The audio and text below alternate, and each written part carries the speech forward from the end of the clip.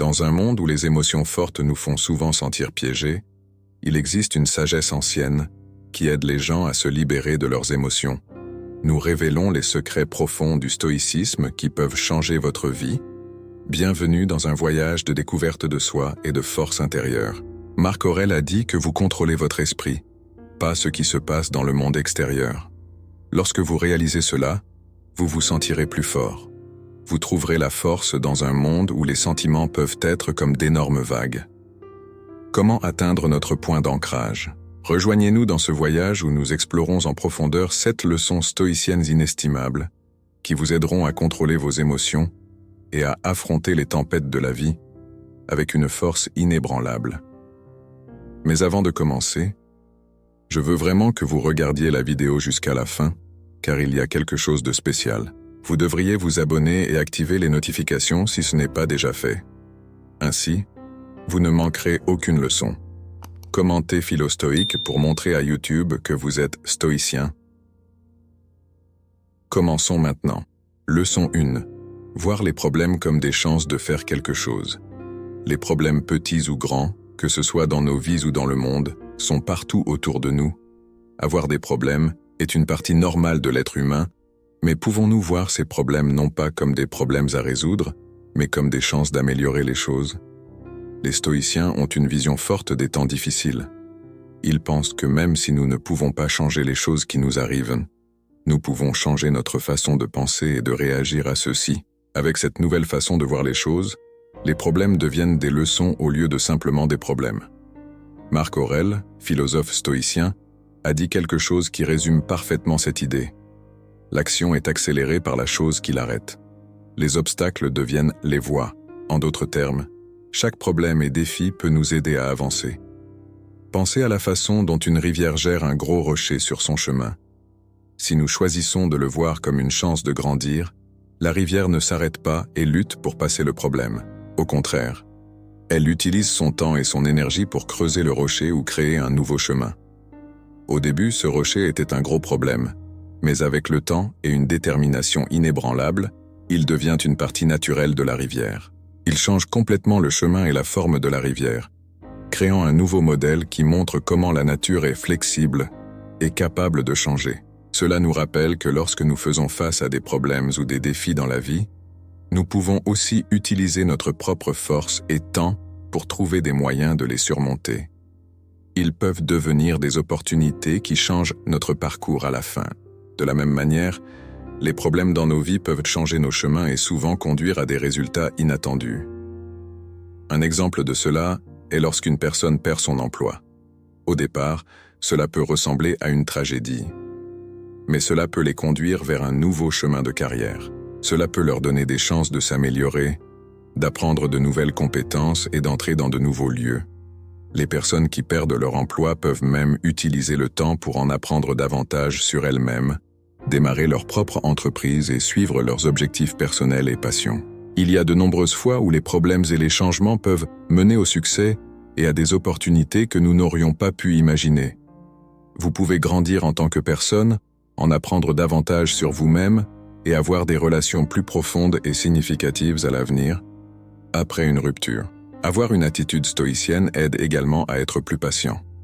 Lorsque nous voyons les problèmes comme des chances d'apprendre et de grandir, nous sommes plus ouverts au changement et prêts à affronter les problèmes de front. Nous commençons à nous demander « Qu'est-ce que je peux apprendre de cela ?» au lieu de « Pourquoi cela m'arrive-t-il » ? Comment cette leçon va-t-elle me rendre meilleur ? Bien sûr, cela ne signifie pas que nous devrions chercher des problèmes ou traiter les vrais comme s'ils n'étaient pas importants. Comprendre que chaque défi a une chance ou un potentiel en son sein, c'est cela dont il s'agit. En prenant soin de cette graine avec une attitude positive, avec patience et persévérance, nous pouvons utiliser les problèmes comme des tremplins pour devenir plus sages, plus complets et grandir. Leçon 2. Comment les questions peuvent vous aider? Considérez la question suivante pour vous-même. Cela sera-t-il important dans 5 ans? Beaucoup de choses se passent dans la vie qui testent notre persévérance, patience et notre vision à long terme. Chaque jour, nous sommes confrontés à des situations émotionnellement chargées, des petites, comme renverser du café, à des plus grandes, comme des disputes avec la famille et les amis. Lorsque nous sommes en colère, il est facile de se laisser emporter par nos émotions. Cela peut sembler être la fin du monde, par exemple, lorsque vous manquez une échéance, dites quelque chose d'important ou oubliez un anniversaire. Mais une question forte peut nous aider à voir les choses plus clairement et à changer notre esprit. Dans 5 ans, cela sera-t-il toujours important?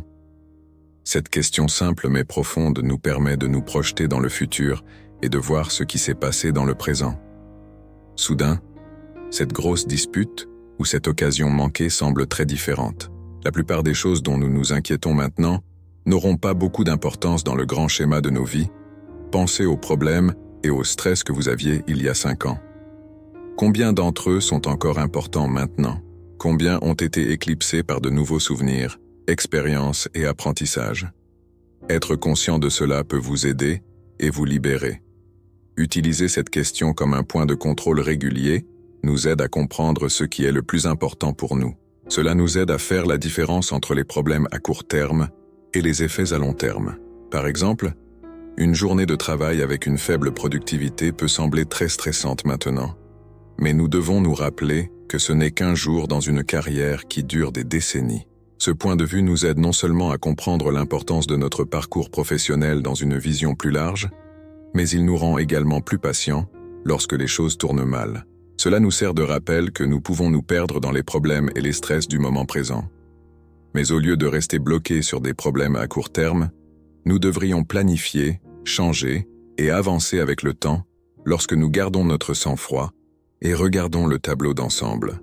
Nous devons nous rappeler que le temps apporte souvent la clarté et les réponses aux problèmes auxquels nous sommes confrontés. Nous pouvons rendre les gens moins anxieux et les aider à mieux résoudre les problèmes. Et ce n'est pas seulement une tentative de minimiser nos inquiétudes. Cette question nous amène également à réfléchir sur ce qui est important. Investir dans les relations, la croissance personnelle et les expériences qui dureront est important si nous voulons que les choix et les actions que nous prenons aient un sens à long terme. Nous vivons dans un monde très axé sur le présent. Pourquoi cette question est-elle importante? Si nous voulons trouver un sens et la paix dans nos vies, les 5 prochaines années nous montreront comment nous pouvons gérer les hauts et les bas de la vie avec grâce. En revenant souvent à cette question, cela nous aidera à garder notre énergie et notre attention sur ce qui compte vraiment. Leçon 3. Connaître les choses que vous pouvez changer. Vous êtes-vous déjà retrouvé pris dans une tempête?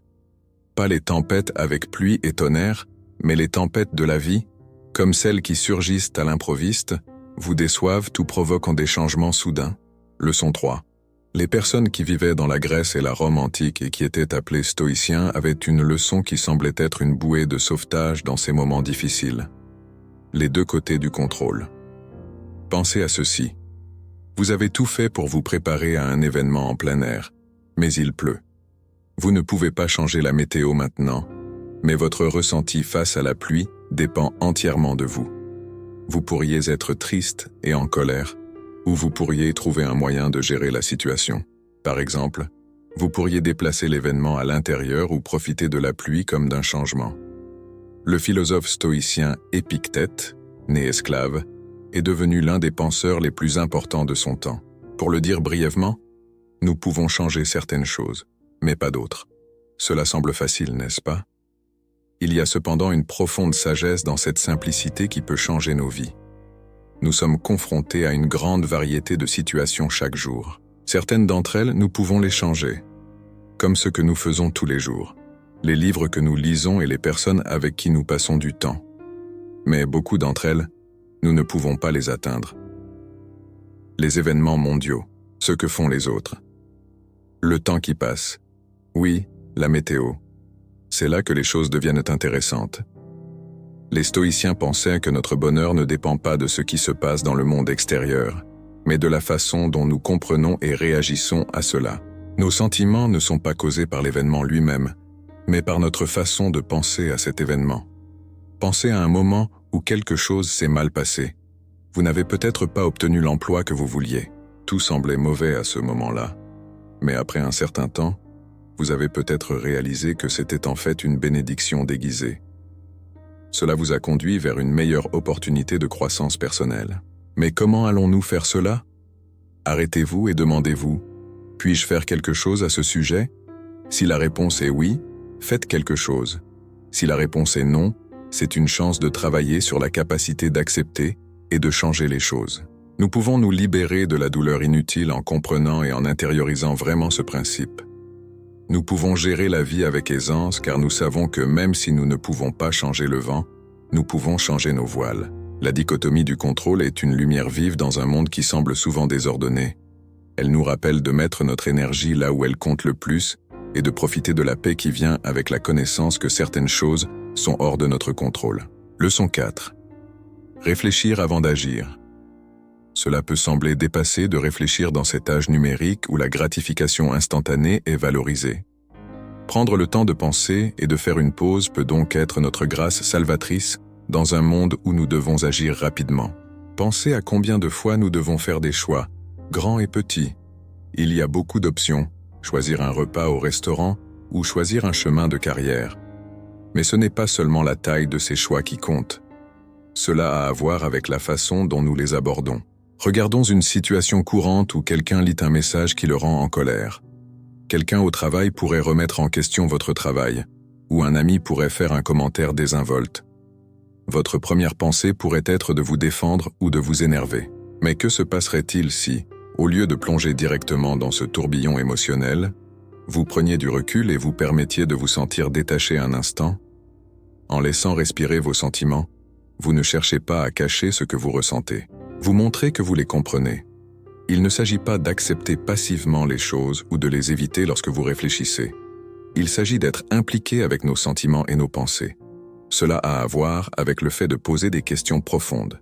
Pourquoi ce commentaire m'a-t-il fait me sentir si mal? Quelles croyances ou événements passés affectent la façon dont je me sens maintenant? Ma première réaction est-elle basée sur ce qui se passe maintenant ou sur des choses qui se sont passées dans le passé? De plus, se donner du temps pour réfléchir avant de réagir est un moyen d'améliorer l'empathie. Nous nous permettons également de voir les choses du point de vue d'autres personnes. Ce collègue ou cet ami a peut-être eu une journée difficile et n'a pas réalisé l'importance de ce qu'il disait.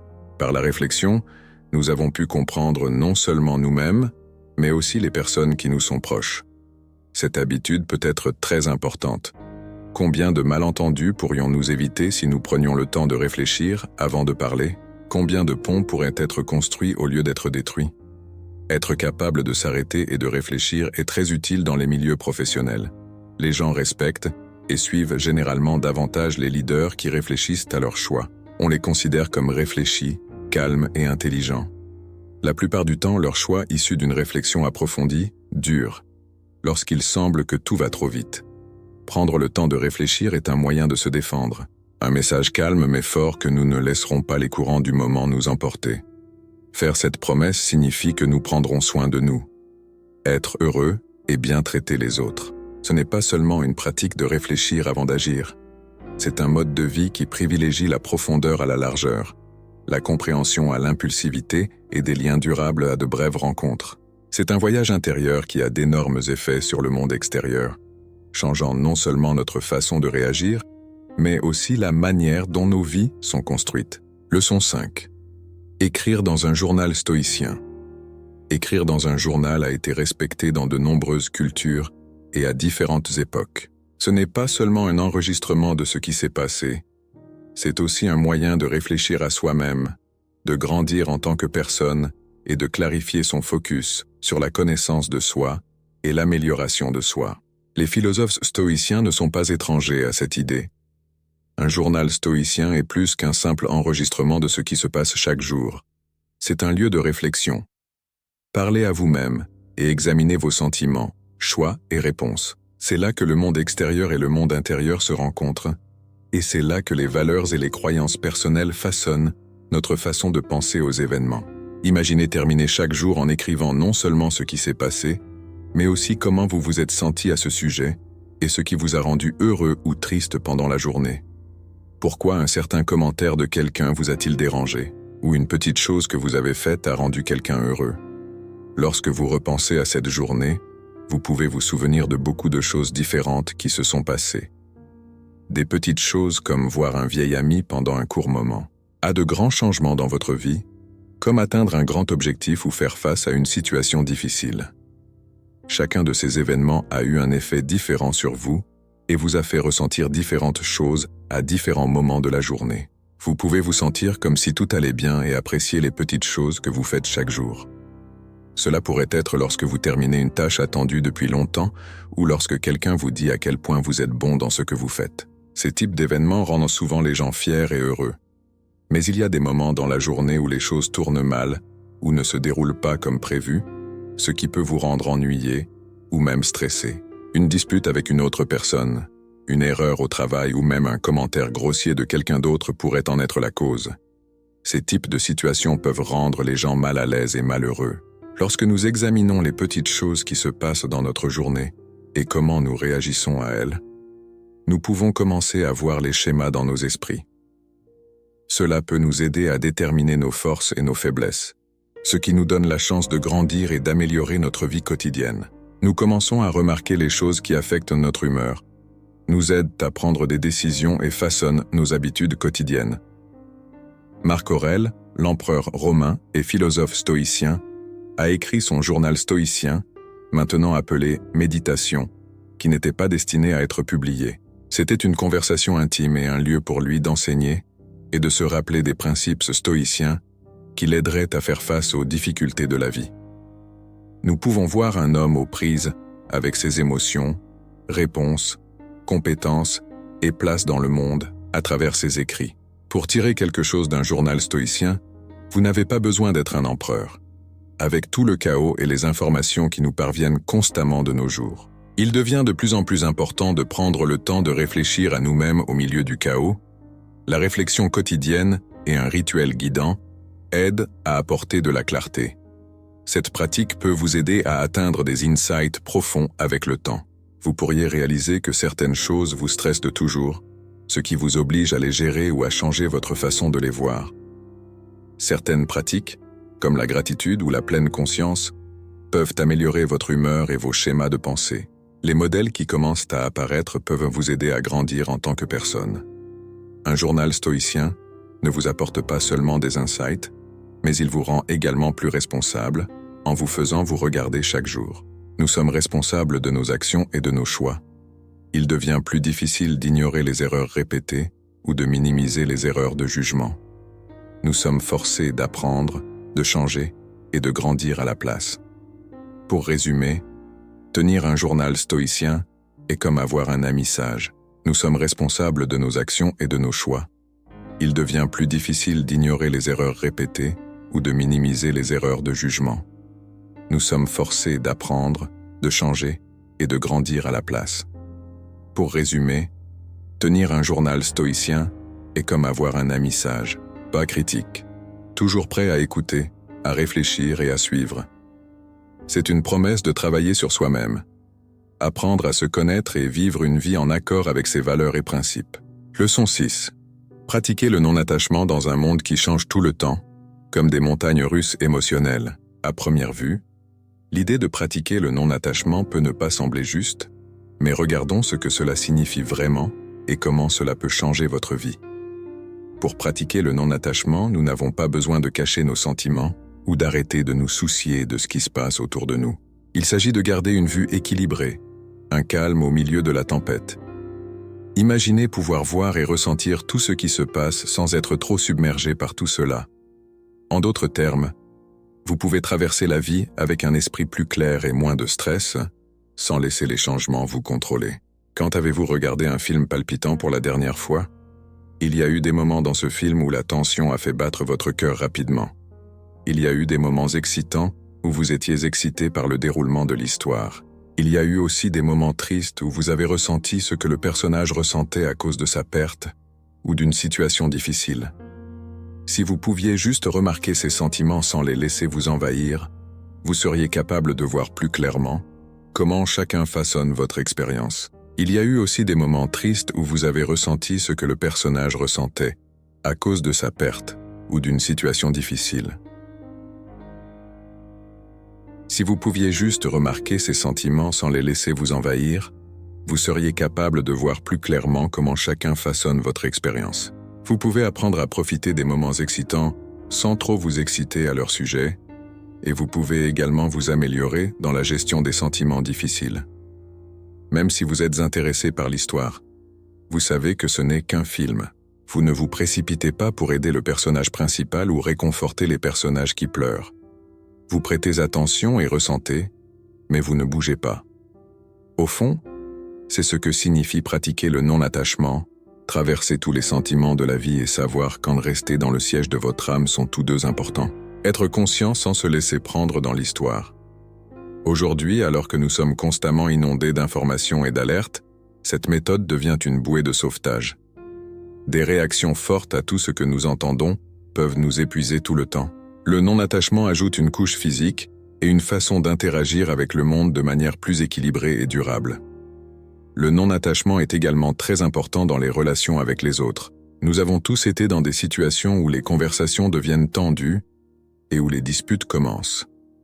Pratiquer le non-attachement peut faire la différence entre une bonne conversation et une mauvaise dispute. Cela nous aide à mieux écouter, à répondre au lieu de réagir et à gérer les désaccords avec compassion et compréhension. La conscience de soi et le fait de se remettre régulièrement en question sont les premières étapes pour cultiver le non-attachement. Voir les effets sur nos émotions et connaître nos schémas dans cet espace. Cela laisse un écart entre le stimulus et la réponse. Nous sommes libres de choisir comment répondre, choisir d'agir avec intention au lieu d'instinct. Le non-attachement peut sembler être un retrait des plaisirs et des joies de la vie, mais il les améliore en réalité parce que vous ne vous laissez pas trop prendre par le résultat. N'ayant plus à s'inquiéter de la perte ou du changement, nous pouvons pleinement profiter du voyage et savourer chaque instant. Trouver l'équilibre dans un monde en constante évolution, c'est cela le non-attachement. C'est comme une boussole qui pointe vers la paix intérieure et nous guide doucement à travers les étapes de la vie. En faisant cela, nous rendons non seulement nos propres vies meilleures, mais nous rendons également les vies de ceux qui nous entourent plus paisibles et claires. Leçon 7. Apprendre à être reconnaissant. Parmi tous les sentiments que les gens éprouvent, la gratitude se distingue comme un fil doré reliant les moments de bonheur, de contentement et une vision plus large de nos vies. Les philosophes stoïciens croyaient que même si la gratitude vient naturellement, elle devrait être activement pratiquée.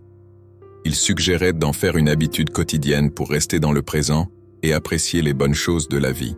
Être reconnaissant, c'est plus que simplement dire merci. C'est une profonde appréciation de toutes les nombreuses choses, personnes et événements qui rendent nos vies meilleures. Réaliser la beauté dans le quotidien, dans les leçons, dans les défis, et dans le fait que chaque expérience est éphémère, la rend plus précieuse et importante.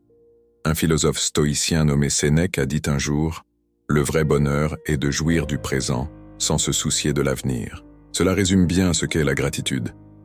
Elle est très présente, appréciant chaque moment, expérience et conversation. Imaginez-vous assis dehors par un matin ensoleillé. Il fait chaud et le soleil se lève.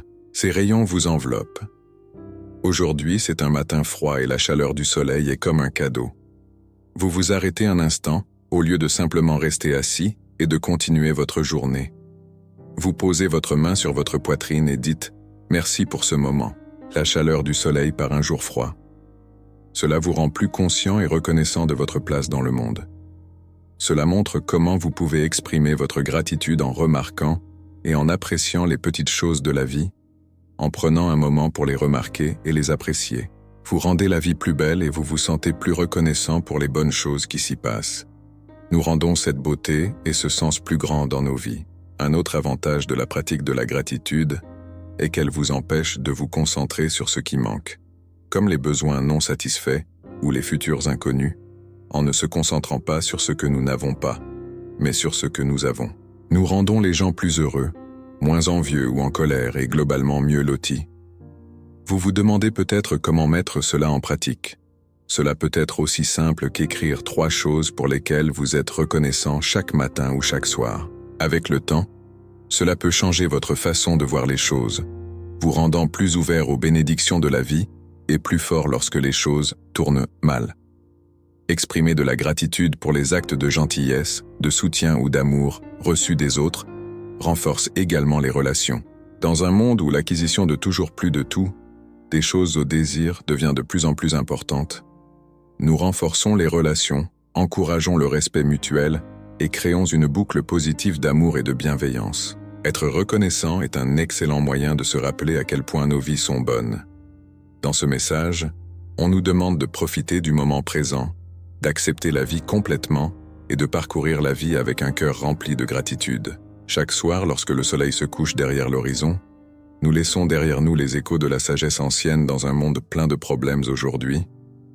Les leçons que nous pouvons tirer de la philosophie stoïcienne sont très utiles, alors que nous planifions pour l'avenir. Nous pouvons les utiliser pour rendre l'avenir significatif et heureux.